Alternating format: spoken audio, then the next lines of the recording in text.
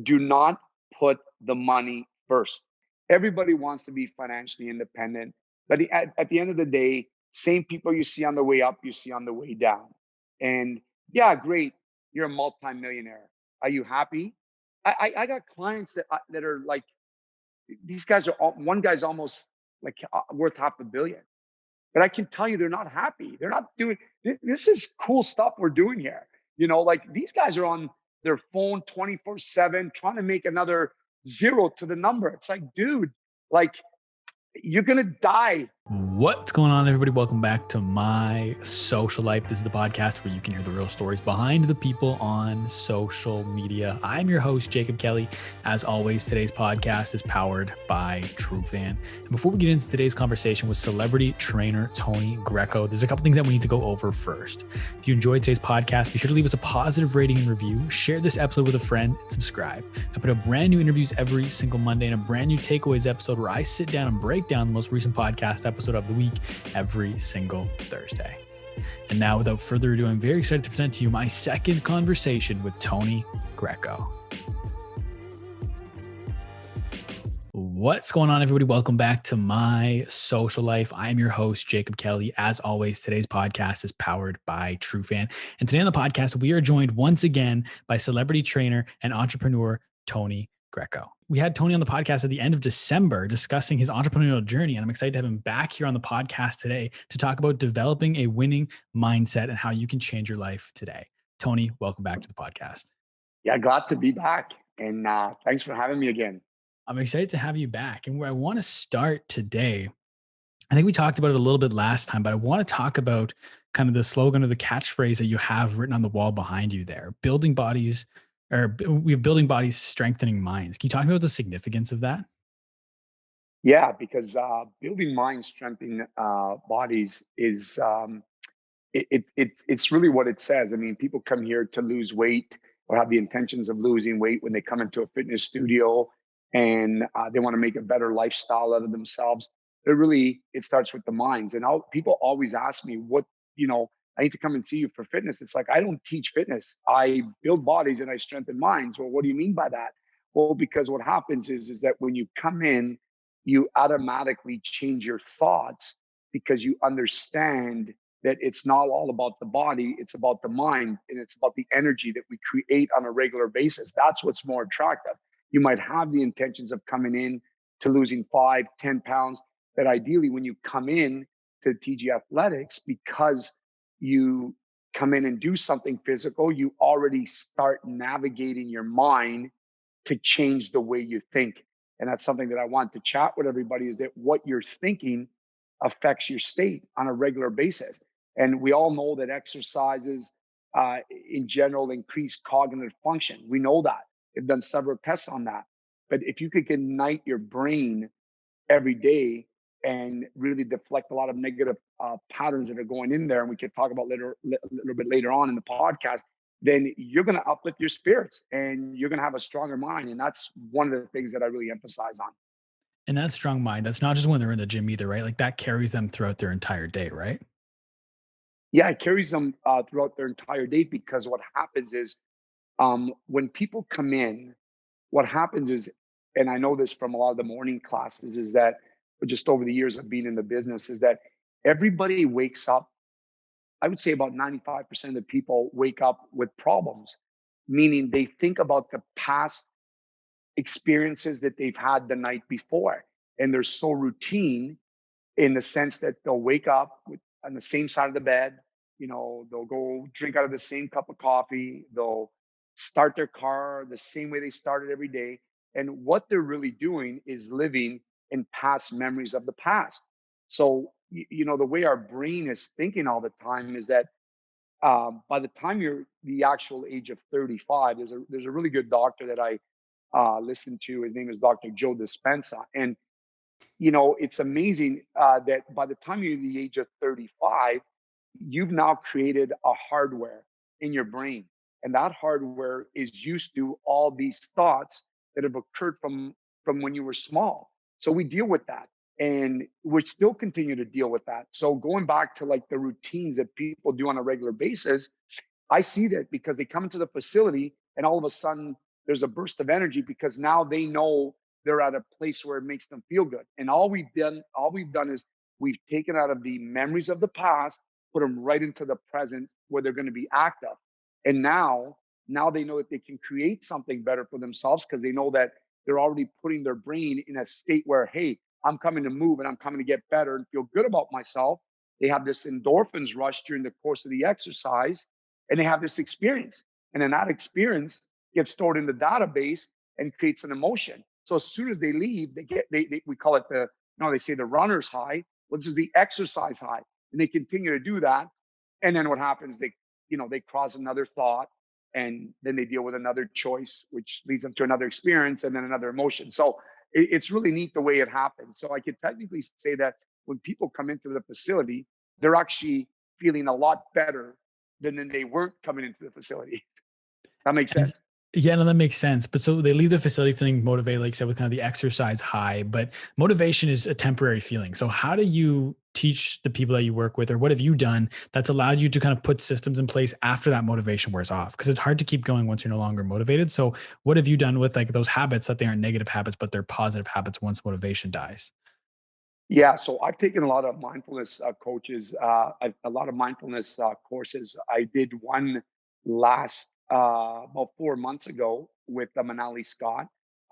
She's a good spiritual coach, Reiki coach, and it was amazing because I mean I'm pretty familiar with a book with the mind. I wrote a book, Strong Mind, Lean Body, but I wanted to get real deep into that subconscious state. And I mean, 95% of really who people are just in a state of unconscious programming. So what happens is it's like exercise. If I continue to work the bicep muscle every day, that muscle gets used to resisting force, absorbing force, and withstanding it, and it produces a lot more power. Well, if I start to educate my mind, because most people are so in tuned on their body and what's around them, as opposed to, hey, look, everything stems from your mind. This is your main, muscle. Then you will make better decisions, including the motivation, and you're being more into that state of that present moment. So one of the things I do is I tell everyone, look, you don't have to get into meditation because people think meditation is chanting Om and closing your eyes and, doing all sorts of weird things. But it's not. It's just taking a moment of stillness and just reminding yourself that you are grateful and you are present. So I always say, if you can get out of bed every morning without somebody helping you, and you can look at yourself in the mirror, there really won't be a bad day. And that alone is a sense of positive energy that if you're storing that negative thought, you just look at yourself and you go, look, I'm here, I'm breathing, I'm grateful, and I'm present. Now everything else is no longer an issue or no longer an obstacle that I have to go through throughout the day that I can't deal with because I'm here in the moment. So people say, well, how do I train the brain? I say there's different ways. Breathing is a big thing. And again, these are simple steps that people can follow. Before you go to bed at night, you just lie on your back and you just take a moment to just breathe in and just relax. And you start scanning the body. I mean, I do it all the time. I fall asleep so quickly. People always say, can you fall asleep? Yeah, I fall asleep. I put new age music. This is my method that I do all the time. I put new age music on and I start to do a scan of my whole entire body. Palms are facing the ceiling. I'm lying on my back. It's my chiropractor told me several years ago, you won't have any more back pain. And it's the best thing I've done is listen to that. I used to sleep on my side. Um, do you sleep on your side or on your back? I think I roll so much, like I'm Yeah, all over the place. Yeah. yeah. So I mean, I start off on my back. So what I do is I take a complete scan and I just start to breathe and I just picture this bright light entering the top of my head and just taking a complete scan of my whole entire body. So if you start by doing that, you're now connected with your body.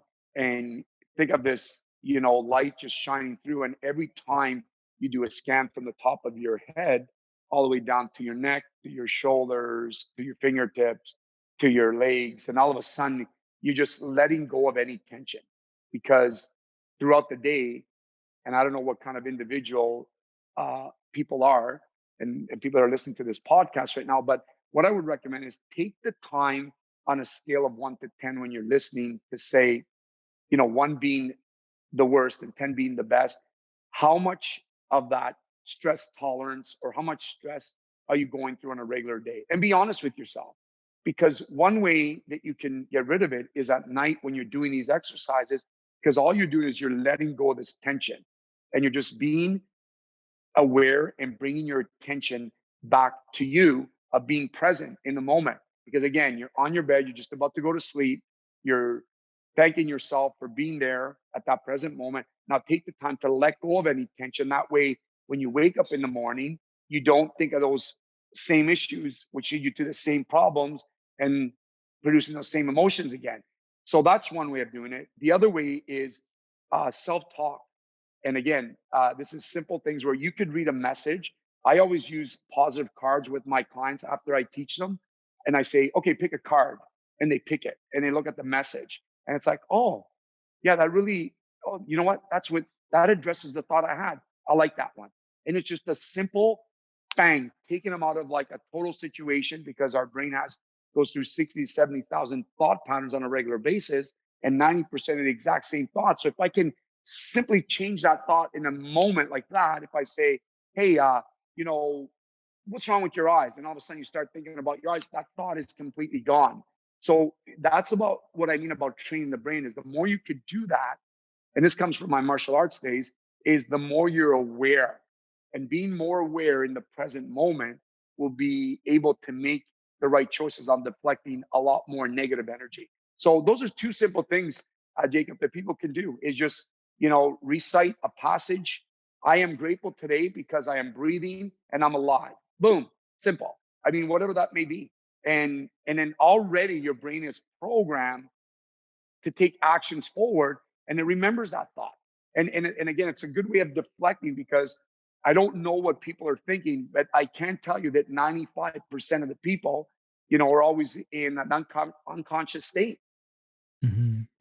And self-talk's huge because like the worst critic you have, the person that's most critical on you is your own brain. It's that voice in your head. So breaking that thought pattern with the cards is super interesting. And I was reading a book, and this might actually be about something you messaged me about before we recorded this. So we should talk about the neurogenesis processing ability of the brain. And Oh I yeah. was that about, so I read a book recently called Unfuck Yourself, and it was talking about um neuro I lost the it was talking about how with your brain, your thoughts can physically rewire your brain. So they say Mhm. your perception is your reality. And that's because if you start looking through everything through a positive lens, your brain will start to process things through that positive lens. Is that kind of the same thing as what you were talking about? Yeah, because I think, there's a situation like when our brains are stressed out because we forget about the mind, how powerful it is, right? Like, because I'll just give you an example. You have like physical stress where think of a coyote running in the forest and looking at a deer and going after that deer, and all of a sudden that deer goes off in the forest and it loses the coyote, and that deer's like, whew, thank gosh that's over.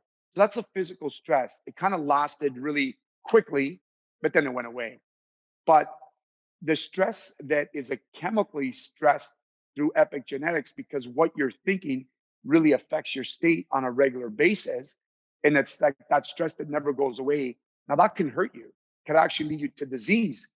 So changing it around and thinking it positively can also lead you to heal the body.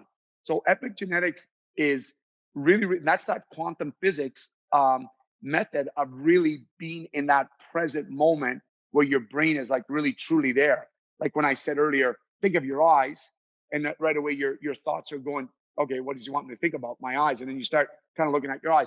That moment there is when your brain is really on and it's firing.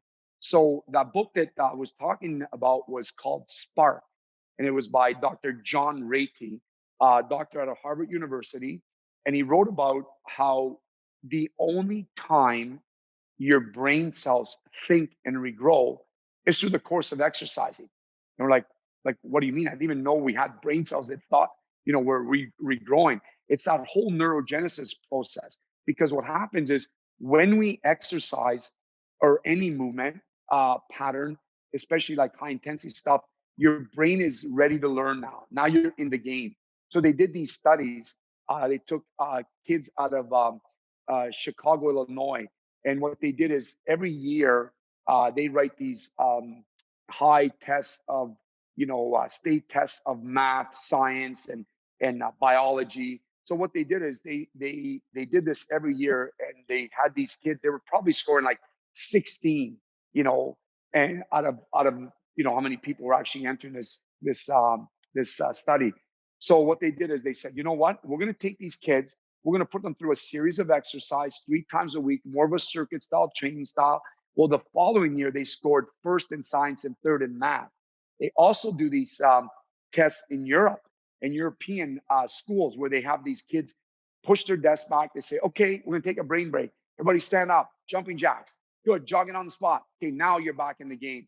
So at that specific moment, it sparks your brain cells. It's like it puts that miracle grow in your brain, so you're thinking and you're reacting more clearly. And that's the cool thing about exercise. And that's why I always say, exercise is the new medicine, because it's not about looking good, it's how you feel. Because I think most people pay way too much attention to the body and they forget about their brain. Oh, she looks really good. Oh, he looks really good. Oh, he's strong. I want to look like him. I want to look like her.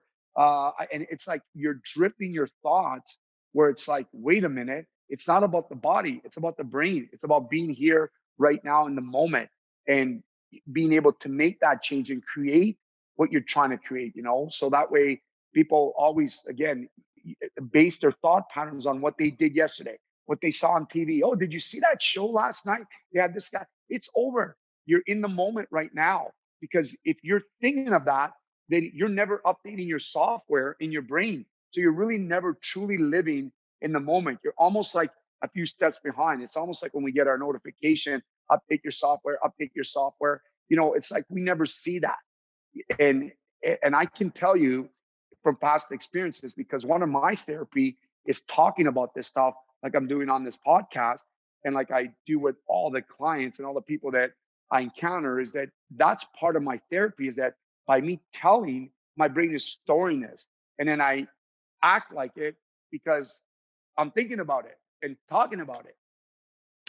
With being present in the moment and not living in the past, when a lot of people are setting goals or trying to do something, especially around New Year's times with New Year's resolutions, people say, I will do this or I will become this. How is it important to embody whatever it is you want to become in the moment? So instead of saying like, I will be fit, reframing and saying, I am fit, and being someone that is fit that will impact your actions to map towards someone that actually is fit, as opposed to delaying becoming fit down the road. Yeah, that's so important, because see, everybody has certain disciplines. And I always say, practice your daily disciplines every day, and you will actually see a little bit of progress, which creates a lot of interest. Now, the issue becomes is that not everybody is capable of doing it right away. For instance, people that break a habit like smoking, some people can quit cold turkey, some people have to find other options. But the whole thing is that people need to understand is that you can do it, you can create it. So all you have to do is see a little bit of progress, and whatever concept or method that you want to use. Like, for instance, you used New Year's Eve or New Year's Day. You know what, New Year's coming, I'm going to do it. Like, we all know that a lot of New Year's resolutions don't stick, because it's just another message you delivered yourself, but you didn't put action to it. New Year's is every day, right? But if you're that kind of person that needs to use that, then that's great, because that's what it took for you to change your thought patterns that made you and allow you to maybe step into a gym, or maybe make some healthier food choices, or maybe got you to maybe be nicer to people, or whatever the case may be. But if that's what enticed you to make that change, then it was worth it. Because people can say, it worked for me because it was a New Year's resolution and that's what it took. Great. But all I'm trying to say is that if you need to use those methods that makes you think more positive and makes you get to the destination of whatever choice you're trying to make, because don't forget, the choice you make will lead you to a behavior, and then that behavior will produce an experience, which will then cause an emotion in your brain. That's what happens all the time. So again, if you don't follow through with that New Year's resolution, then guess what? That's another negative thought. Oh, I failed again. I failed again. And then the minute you start to make that resolution, because you've stored "I failed again" in your circuit board, chances are, if I'm a betting person, you're probably going to fail again. So you need to change the way you think is what I'm trying to say. And the minute you do that, you need to get rewarded. And rewarded means you need to see progress. You need to be aware. You need to understand that you can create it and keep believing and keep seeing. And things are going to change. And I'm big on that because I've experienced it. So yeah, that's it. How do you instill discipline? Because it's one thing to say, I'm going to get up, I'm going to start going to the gym every day, but it's a different thing to actually get out of bed and go to the gym. So what are some things you do to kind of instill discipline? One of the things is writing things down. You know, a short pencil is better than a long memory. And I can't stress enough how important that is. If you don't have, you have your notes. Like I have my phone, and I've been doing this for over 30 years. And now, I mean, every workout is actually, I don't know if you could see this, but every workout is actually written for my players. And what happens is when I do this, because I'm working with a lot of hockey players, I can memorize all this, but when I have it here, I'm thinking about it. I bring my attention to it, so it makes me more accountable. And accountability is really, really important. Um, also, putting a picture in maybe on your fridge or in the mirror, because pictures tell the story. If you're a person that wants to lose weight, for instance, well, if I see that picture of an overweight me, I'm going to associate that picture with two thoughts. One is, oh my gosh, look how big I am. And that's going to kind of cause that pain factor. Or I can look at it and go, I know I'm a big guy, but I can't wait to see, you know, me 20 pounds lighter. And that's going to associate with pleasure. So then if you accept that and adjust and acknowledge it, and you start living in the moment like you're already that person, then things are going to start to happen. And that's the key, is a picture and writing things down. And then at the end of the day, if you want, because everybody can do this, and that's why I want to throw out there to how to discipline yourself, is that everybody goes to sleep at night. At least I hope you do. you know and you should be grateful that you're waking up in the morning, because guess what, 250,000 people are on their last breath. So be grateful that you're there. So if you could do that, take the moment to make yourself accountable. Today was a win. Today was a loss. You can do this even like at night when you go home after a long day's work. Throw everything aside. Did I win or did I lose today? I made better eating habits. I exercised. I read a passage that was a positive affirmation for me. Win, win, win. Great. At the end of the week, if you look at all the wins and you compare them to the losses, you could be sure that if you're winning more, you're going to be more. And if you're not winning more, you're not going to be more. And the good thing about it is that you are the one that's controlling this. So if I told you today that you could have that and you could create those, things that you're trying to accomplish, then you know that you can do it. You have to believe it that you can. Mhm. What does your daily routine look like right now? Like, what would classify as a day that's been won for Tony Greco? So a good day for me is what I do, and what I've been doing consistently. And again, I do believe that being consistent is really key, and that's waking up in the morning. I always repeat some daily affirmation. My goal is to become the best person I can be. I will achieve this objective by disciplining my body and my mind, working to come all obstacles that hinder my positive growth. I know that this will take discipline, but I'm ready to make this commitment to myself and to share this with others. So I recite this on a regular basis, because at the end of the day, it's about who you are and who you can help, and to share the progress. And that way, that energy is always revolving. It's like a recycled energy. So I recite that. And, I try to change every negative um, moment to a positive. It's very hard to do sometimes because I'm in discussion with people that sometimes have that negative, and I can't think that everybody's thinking like me. So I got to be careful. So what I've been doing a lot is, like, let's say we're in a conversation, because I go to work, and I uplift everybody's spirits, because I'm still training a lot of hockey players that are still in season. And in discussions and passing with other people, I'm like, hey, how's your day going? Not so bad. But guess what? I'm going to make it better today. So I'm trying to do change the negatives into positive without saying, stop being negative.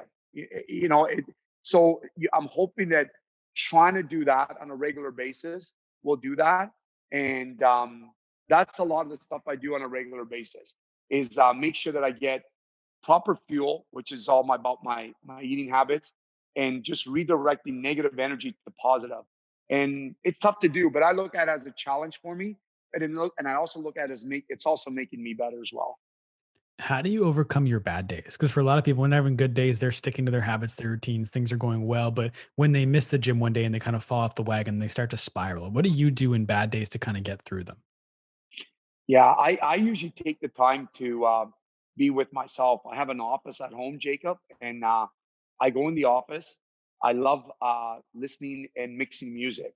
Maybe that's my side job as a DJ, but I love it because it makes me feel good, and music has a vibe, and it takes me away from those thought patterns, and then I just take a few deep breaths. I really do stop and say, look, come on, Tony, like, how bad can your day be? Look, everything's good. I mean, you're here, you have a healthy family, you're healthy, could be a lot worse. And I'm like, you know what, Tony, you're right. So I almost play like the good guy and the bad guy. And I do that so often now. And I find that it helps. Because sometimes like even a guy like me that's so positive, I'm like, oh man, damn it. Like, what the heck?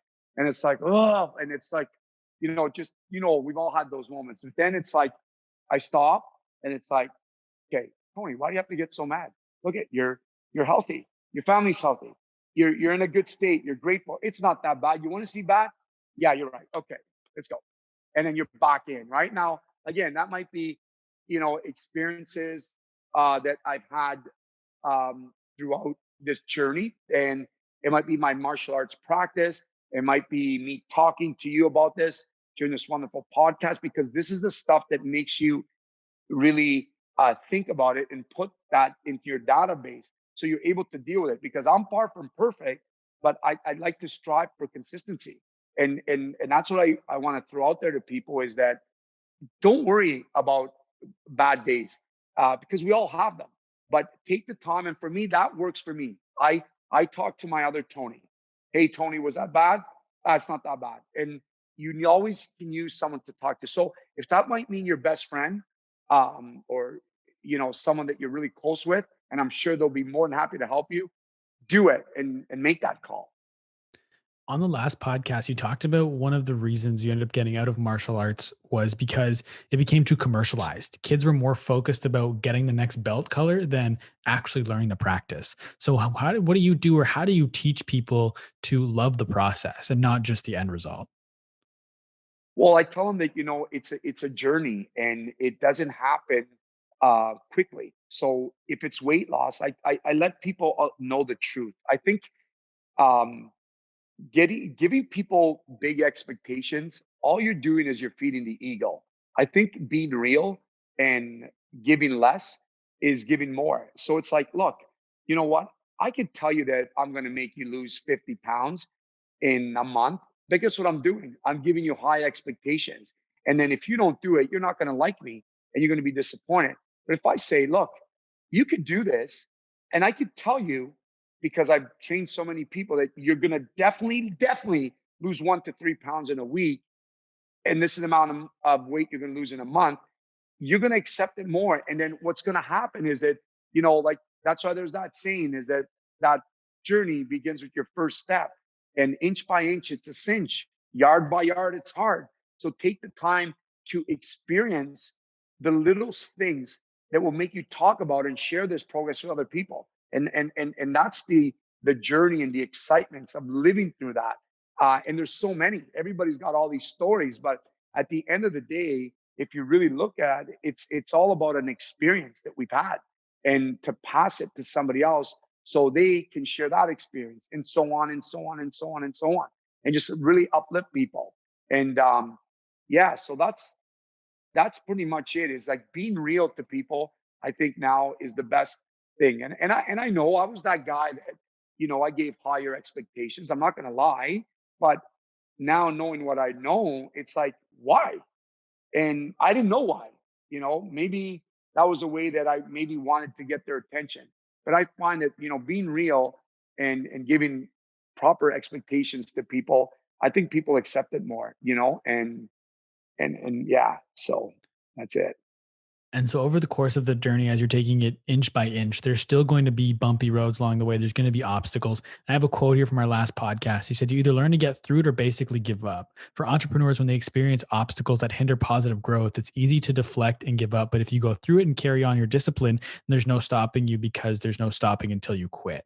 And I know last time we talked about with the business and stuff, you sold your car, your business partner sold his Harley.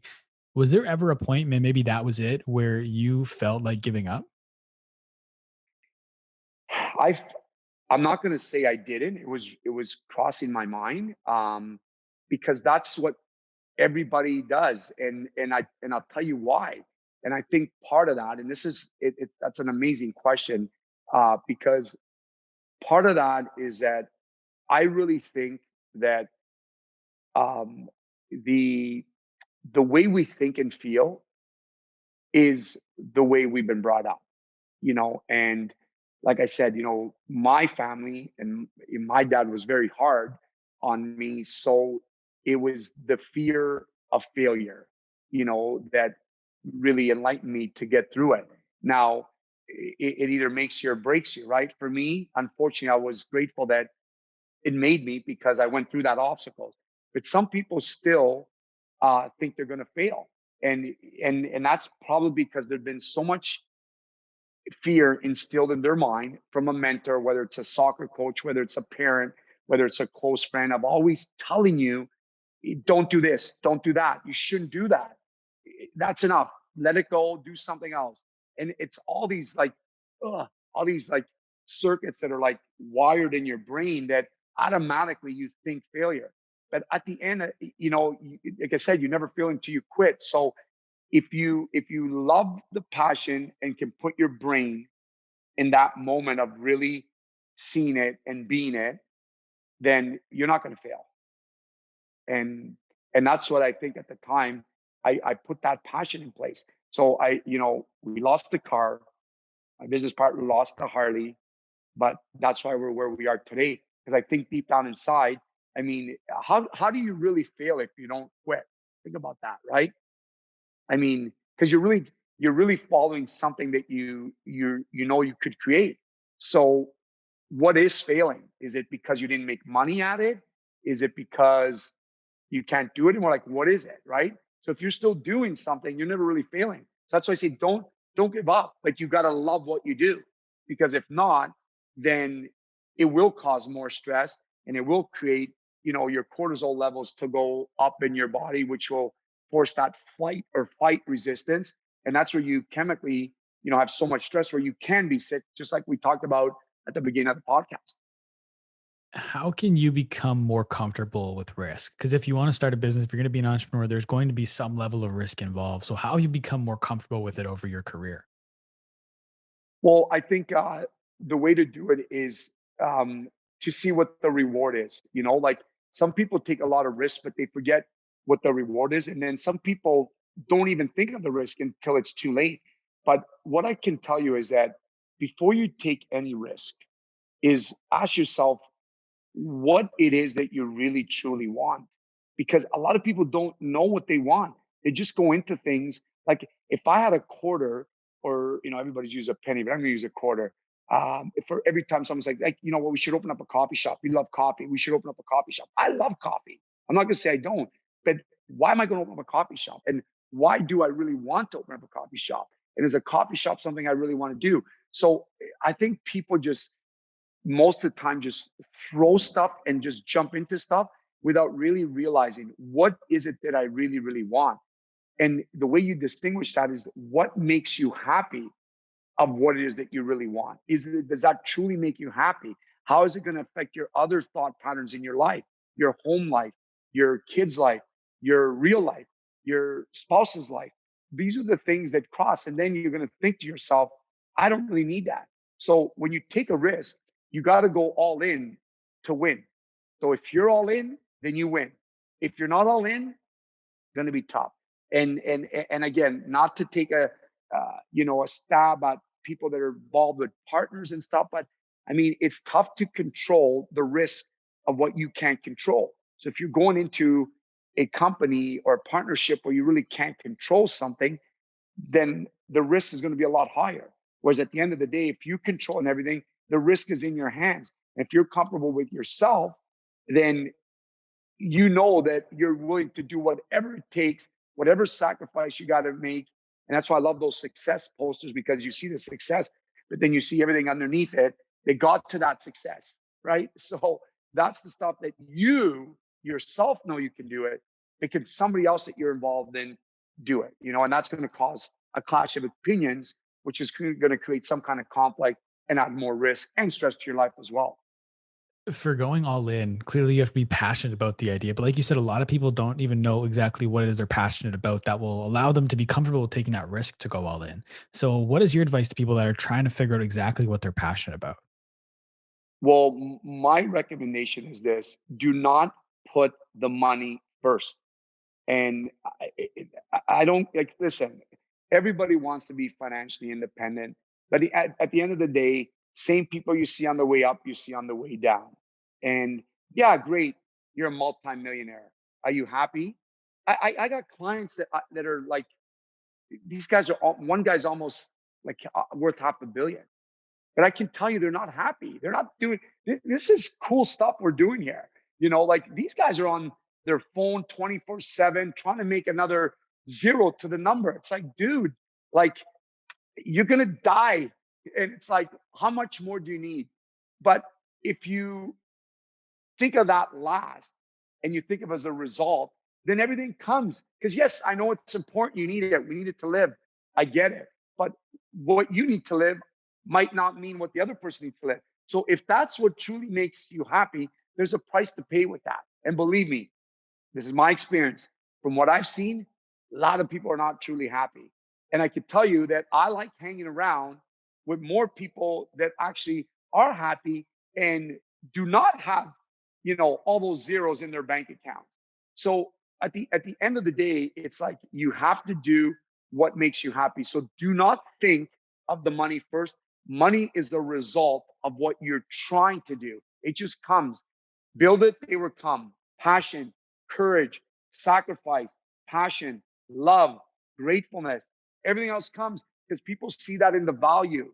You know, I did this podcast with you, and I've been on a lot of podcasts. I mean, I admire how well you do your podcast. You're so prepared. You do a lot of research. It makes great content for people to listen to. And that's amazing. That's because you truly love what you do. I can tell that. Where I've been on other podcasts where it's just like, here's another guy on the block, and that relates to the passion and the theory and the concept of the host to bring out to people. Because that's really what we're doing this for, is that, someone can take this information and go, wow, I heard that on that podcast. You know what, that guy told me this because he's been through it. And that's why I love doing this stuff, because at the end of the day, what else can you do, right? Share with other people. I went up a mountain and I'm at the top. What do you want me to do now? Show you how to get up. And that's the problem. I hate using the word problem, but that's the conflict every day with people, is that, people just live in a negative state. They did this really crazy test, Jacob, that I wanted to tell you about, negativity with gorillas. Listen to how crazy this is. And they were talking about human behaviors. So they had two gorillas in a cage, and they had a tree. And this is actually a true study, by the way. They had a tree with bananas. So all of a sudden, one gorilla goes up and goes for the banana. Guess what the other gorilla does? Goes right after and pulls him down. So these scientists are looking at this. They're like, this is crazy. I think we got the solution. Let's take the gorilla that was pulling them down, and let's get him out of the cage. Let's get a new gorilla. They bring another gorilla in. The other gorilla now goes up. Guess what the other one does? Starts pulling them down. So it's like, again, I think the biggest thing, and that's why when you talk to people, they're like, oh yeah, you could talk about 10 good things and, one negative thing, and people always remember the negative. So that's why I'm saying that your thought patterns in general in people, I think, is a memory of the past. It's a memory of those maybe people you ran into where they did bad things at you, bad experiences. And maybe you were told you couldn't do this. Maybe you were told, and we all know them. We all know those past memories that are in our hardware, in our soft drive. So what I can suggest is take the hard drive out, put a new one back in, try to slowly reprogram the brain in that subconscious state.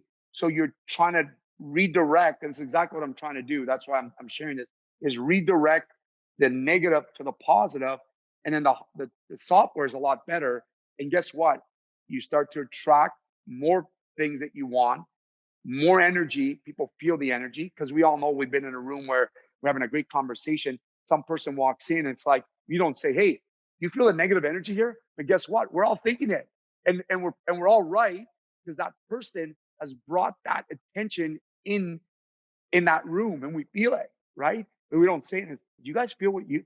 I don't know. All of a sudden, the conversation kind of dulled down, and again, that doesn't mean that that person was bad. Maybe means that there's just so much negative thoughts that they're like, "Ugh," inside their brain. They're just not showing it, but you're feeling it. So, what your thought patterns are in your brain is affecting your human state, is what I'm trying to get at. So, in order for you to change that, you have to change the way you think.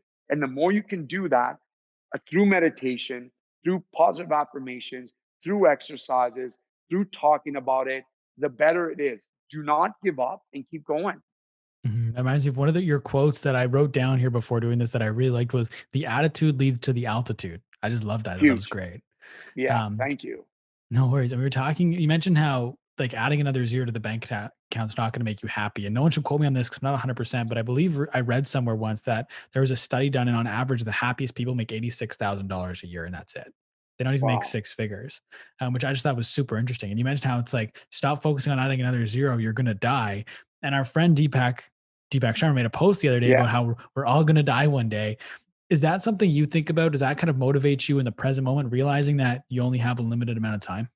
I do. It's funny you say that. I was just having this conversation with someone. I've actually accepted an expiration date because people don't accept that. That's another thing. People think they're not going to die. And it's like, I never used to think that when I was in my early 20s. Why would I? Right.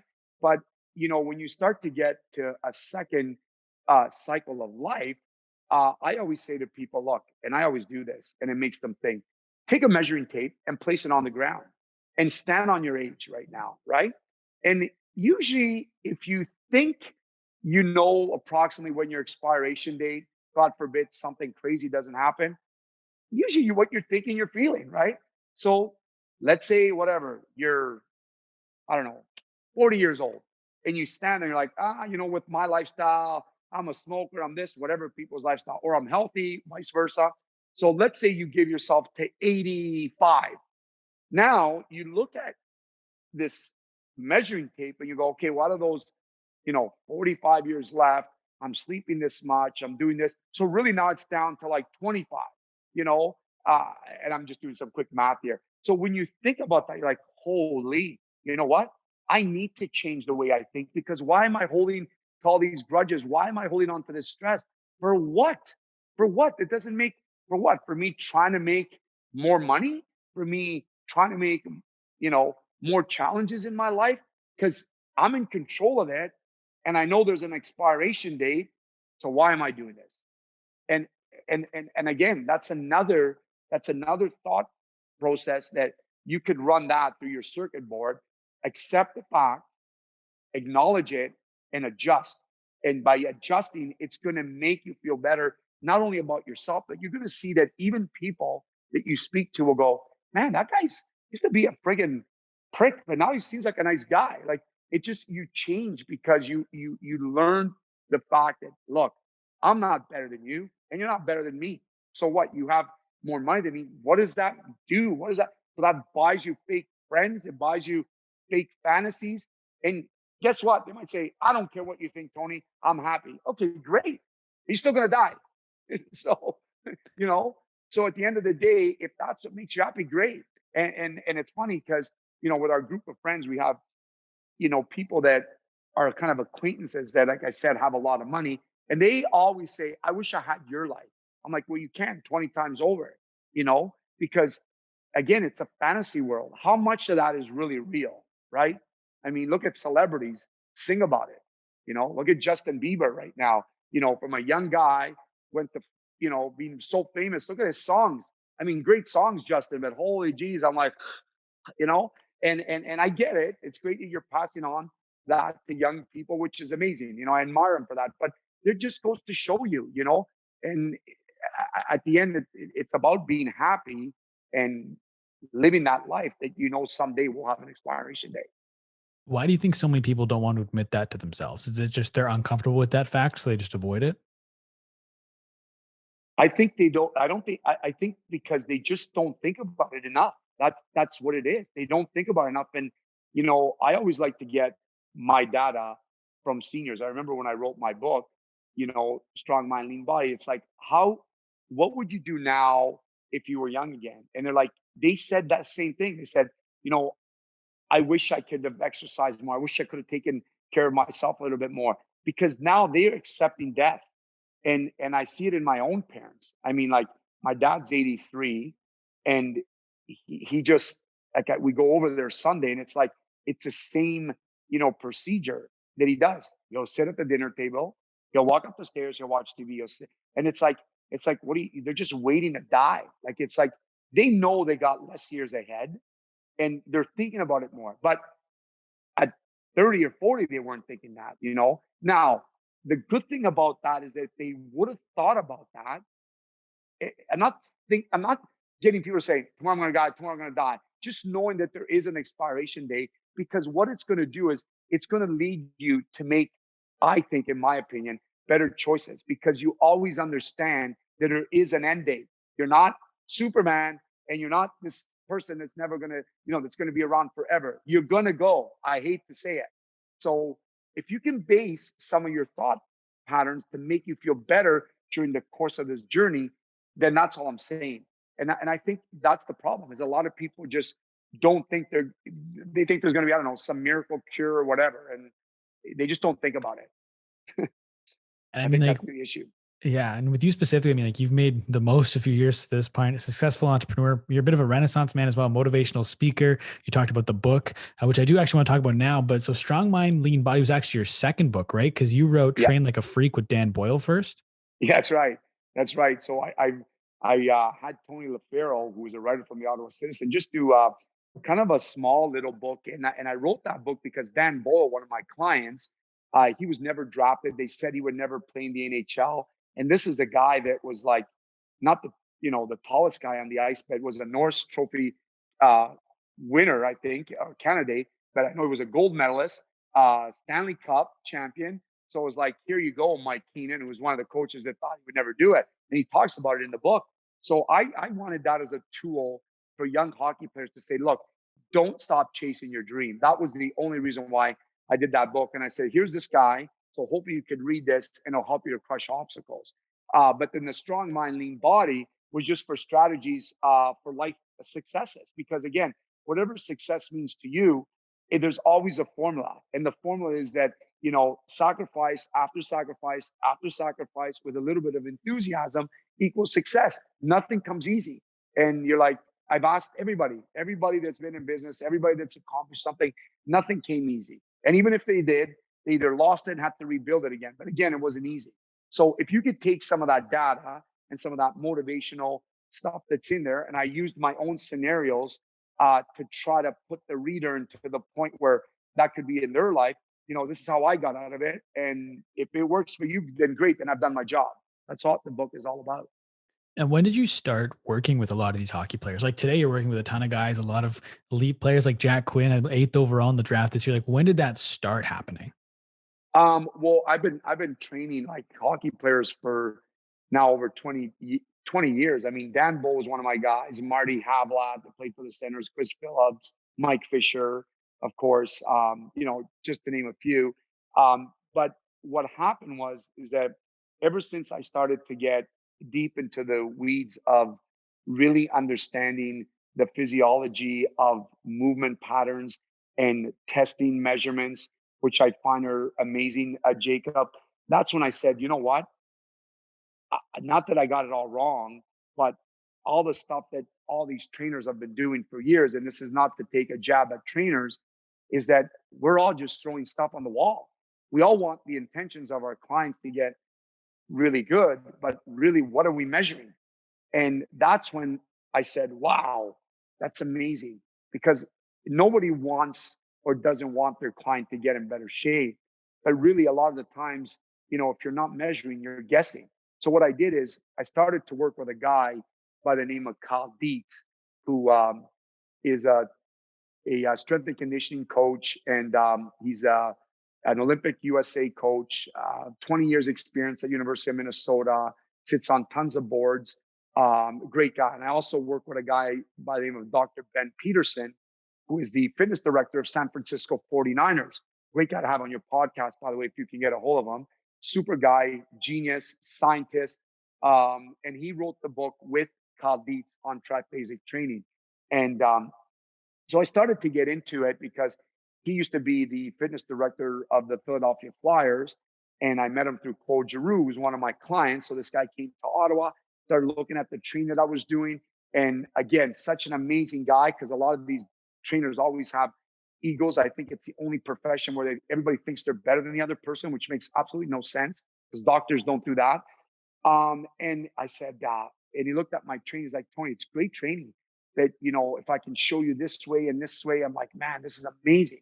So what it is the concept of training 3 different tempos to generate maximum force of power, because every dynamic movement has that movement pattern. The problem is none of these trainers do it. And now when they're listening to this, they're going to say, oh, I do it. Yeah, but you do one movement in a training cycle. You don't do 2 weeks full of it. And when you do 2 weeks full of these movement patterns, your brain from every single organism adapts to it. And when it adapts to it, it forces this response in the body where the muscles get torn. It sounds disgusting. And they rebuild thicker so they can resist more force. When they can resist more force, they can push more power. That's why people are getting stronger faster. And that's why when I had a guy like Jack Quinn that went from 3rd round prediction to 50 goals, hit first round 8th overall, that's a huge feather, not only in his cap, but mine, because I'm like, yes, this thing works. This guy's more explosive. He's done this. And then they feel it. And, same thing with like Graham Clark, Brant Clark, who's projected to go 1st overall next year. Claude Giroux this year. At the first game, Pierre Maguire said, wow, he looks super fast coming out. This is a guy, an analyst that recognized it right away because he's a lot lighter, and we train this concept. So I'm just so ecstatic. And now that a lot of these scouts, a lot of these agents, a lot of these GMs are reaching out, because again, it's not like it's my theory. I don't want to take the credit for this. It's just a concept that a lot of NCAA coaches and a lot of people got tested on this stuff, and it works. And Cal Dietz just was great to, run with this with a triphasic name of it, where me, it's more just 3 different tempos, but it's just a concept. And you could throw it in any workout and you will see results with your clients. I just, I might like to say that I might motivate and educate my players a little bit more, because I'm into it that deep. I'm really into the mind stuff. And I believe that everything stems from the mind. That's why I like to do that. So maybe that might be the extra that I will add. And also just diversifying of adding my own twist to it with, my guy that works out with the hockey players as well, my top guy, Mac Little. So yeah, that's basically it. You said how personal trainers, a lot of it's just trying different things to figure out what works, what sticks. There's one thing I found in my research that you did a while, like probably over a decade ago now, that you did with your athletes that I was curious about. If you could tell me the story behind the time you had your guys try to race a horse. Oh yeah, that's so old. That was amazing. It's funny because people are still talking about it. So here's what happened. So I'm big with the mind, and that was with Dan Boyle, Dan McGillis. Claude was there. Yeah, Chloe was there too. So what I did is I said, guys, you know what? I'm going to show you how strong your mind is. You're going to race a horse. They said, are you friggin' out of your mind? Are you crazy? I'm like, I'm going to do it. They thought it was crazy. They thought it was going to happen. So I was in my Matic location, and I had Sundance Ranch, which is a horse stable beside the location. I went to see the guy. I said, can I pay for 2 jockeys to just, be at St. Mark's High School just to kind of do a 40-yard dash. I said, I want my hockey players to race a horse. They're like, why? I said, because when I put them into that state of them really trying to beat the horse, you're going to see their time increase. And they're like, oh, that's pretty cool. Anyways, they come in 9:30, work. I'm like, guys, you guys ready? We're going to race the horse. They're like, what? They still thought I was kidding until they went across the street. There's the two jockeys there, and they're like, what the heck? So what the craziest thing was, Jacob, is that because visualization is so huge, because when you visualize something in your brain, you're already more mentally prepared. So it wasn't that they're going to beat a horse. Give me a break. Like Usain Bolt can't beat a horse. So the fact that they were able to visualize a horse beside them running, they were going so much faster. That's the only reason. And as a matter of fact, I timed them. I think the best time was like 4:2 and a 40-yard dash. I'd have to look at the stats, but they took like 3 to 4 seconds off their time. So what that meant is that when you visualize things, and I could say, visualize that there's this guy coming, you're going to react much quicker. And it's funny because here we are, 22 years later, there was this mechanism called gym aware. And what it is there's this strap that they put onto the bar. Let's say you're doing a deadlift. I'm like, okay, ready, Jacob, lift. And you see how fast the velocity of the bar comes out on your clock. So naturally in your mind, because you're seeing it, guess what you want to do? Lift it faster. So because you want to lift it faster, because you're seeing this number, your body is producing more energy, more quickness, because your mind is telling it to do that. And that's one of the reasons why I had them doing that, because I went and I said, look at this timer. And they're like, holy shit. I said, did you feel faster? They're like, yeah, I felt super fast. Why?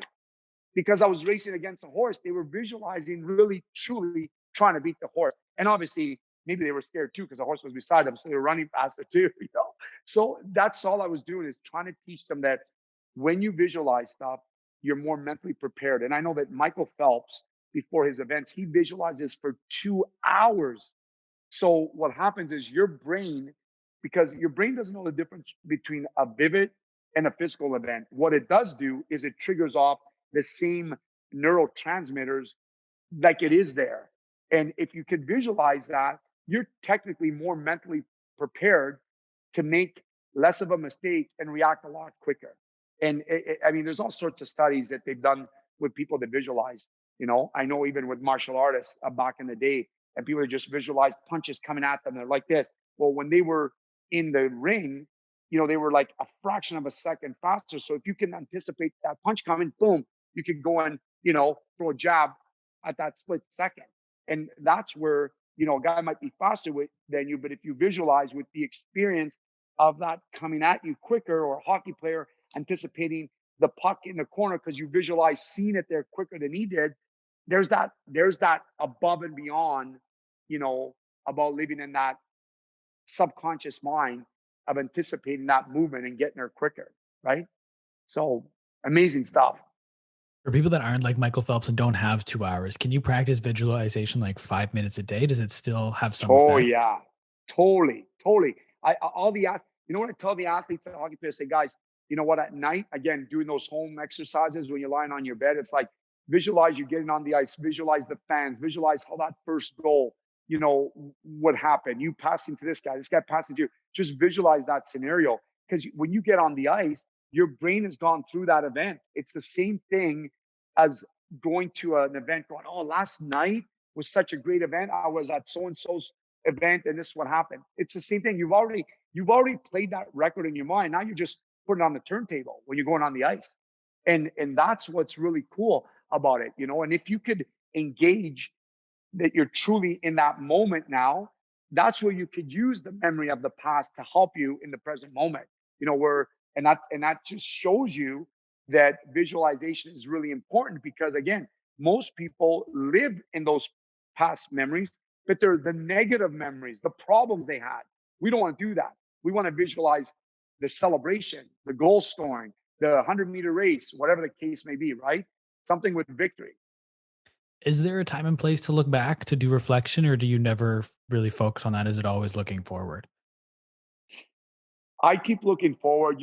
I got to be honest with you. I do think of the past, but I just say, look, I got to learn from it. It's not coming back, but the future I can create. And that's what I keep, that's what I got to keep focusing on, but I always think about it. I mean, I talk about it with people. Hey, I used to do this, I used to do that, but at the end, learn from it. And I have, so I'm very grateful from this. The martial arts taught me to transition into, fitness and teaching a really good discipline through the art of fitness, because I really owe a lot to the martial arts, right? Of going through these obstacles, getting rewarded. So, reinforcing positive attitude. The fitness, I built a business, I sold it. I'm very grateful for that. And I learned that, hey, it's not about fitness. The total opposite of what I thought it was. It's about feeling better, about energy. And now it's like, okay, well, what's the next thing? Well, the next thing is now I built a new brand, and I'm building the TG brand. And I think this is the last legacy where it's like, this is Tony Greco. This is a guy that wanted to build bodies and strengthen minds. And, he's a guy that didn't care how you look like, as long as you felt better and you had the energy to produce and be around people that you truly love and be happy. That's what it's all about, because he doesn't care whether you're rich or poor, as long as you're happy and you can share something with something. At the end of the day, same people you see on the way up, you see on the way down. So that's who I want to be. It's just, and I think the legacy will live on, and that to me is more important than anything, because again, I've accepted that expiration date. I love that. I know we're almost out of time here, so I'm just going to jump to my last question. Sure. It's the same one I asked you last time. I can't remember what your answer is. So I'm going to be curious to look back and see if it's changed or not. If you have a crystal ball and you could ask this crystal ball any question, you get the 100% honest answer. What is one question you want to know the answer to? Well, the one question is, who is Tony Greco, and what do you stand for? Like, what is Tony Greco? Who's Jacob Kelly? Who's so and so? Who are you? What do you stand for? And I think that's the question I ask every day. And it's, again, it's circling around what it is that you truly really want, and what are you going to do to get it, and having that passion to continue your journey to it is what you really want. And that's it. Just and again, make that choice. What is it that makes you happy? What is it that you want, if you know that you can create it? So again, all relevant to what is it you stand for. That's a great question. And I want to thank you once again for taking time to be in this podcast for the second time. I want to give you the floor. Where can the people find you? Plug anything and everything you got right now. Yeah, they could go to my social media, Tony Greco TG. They could also go to TG Athletics, which is all about the program that we have. And yeah, they could just shoot me a direct text through social media, and I'll be more than happy to just answer their questions. I know that I'm launching a online hockey program, thanks to Deepak and Jamie, who are big fans of your show. And they've done a great job as a media team. And then my good friend Hayden Cashin, who introduced me to podcast, and just a great guy that's out there delivering the message. And then thank you, Jacob, for continuing to do such an amazing job. I don't hear a bad thing about your podcast, and everybody just says how wonderful host you are. And I could say that because I've been on this twice, and you're the best host that I've met right now so far. So awesome work. I appreciate that, Tony. Thank you so much. And thank you once again for being on the show. And I want to thank everybody for listening, whether you've listened the entire way through or you only listen to bits and pieces. I really appreciate you taking time to check this out. Everyone, do me a big favor. Go and follow Tony. Go and check out TG Athletics. I'll make sure everything's linked in the show notes down below so you can find it. If you'd like to follow me, you can find me everywhere on social media at the Jacob Kelly. Feel free to come and say hello. My DMs are always open. As always, today's podcast is powered by TRUFAN. Thank you once again for listening, everybody. We'll talk soon.